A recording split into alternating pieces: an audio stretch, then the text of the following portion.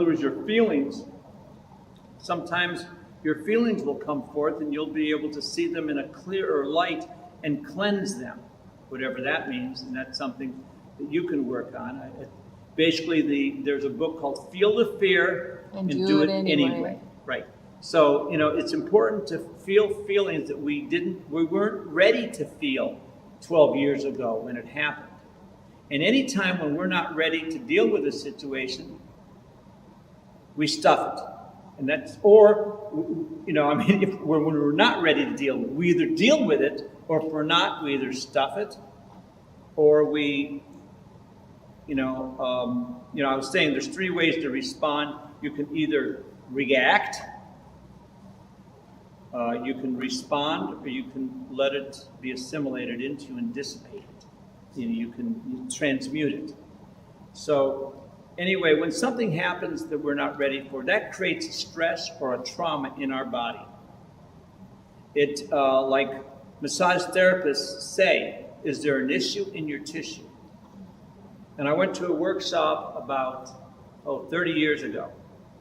And so there's a person here, and here's where the pain is. So you find another point here, just any old point, and you hold them until there's a resonance between those 2 points. And that's going to elicit a picture.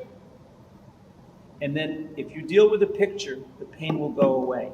So to each pain, basically reprograms the mind to see that 1 point memory as being more diverse in the body. Like your body holds memories. Yes. And so right. If you're pointing at that 1 point, you find the memory, and then you almost change the whole thinking of the brain. You've altered the pattern because now there's 2 points. Okay. And the energy can move. I mean, that's kind of the way I would imagine. Well, And so, but yes. body memory is powerful. And But if trauma. there's an issue, so all the issues that you've ever had to deal with that you weren't able to handle, all that has created the issues, which is a picture, Right. and all those tiny pictures which have a whole lot of energy or a little bit of energy into, all those attitudes you have is what they call karma. Those are the things that you still need to deal with and work out. But you can become spiritually free to the point, and you start taking care of those until they're all dissolved. the karma. Yeah. And that's where freedom is, because there is no beginning and there is no ending. The Alpha and the Omega. Now that's a mental concept for most people. It's a mental concept that there is no beginning, there is no ending. Just like, thou shalt have no graven images before thee. And a good example of a graven image is a concept you have of what God is.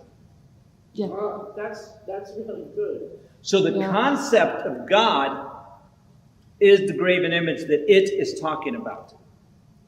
You cannot have a concept because it's not conceivable. Because that's part of the mind. That's why we usually imagine them to be like our mother or father. Right, yeah. I mean, qualities, necessarily male or female. The book, The Tiger's Fang, is one of the best. I read that in 1971, The Tiger's Fang by Paul Twitchell. Yeah. And it's a journey he took into the heart of creation. And that is probably the most uplifting book I've ever read.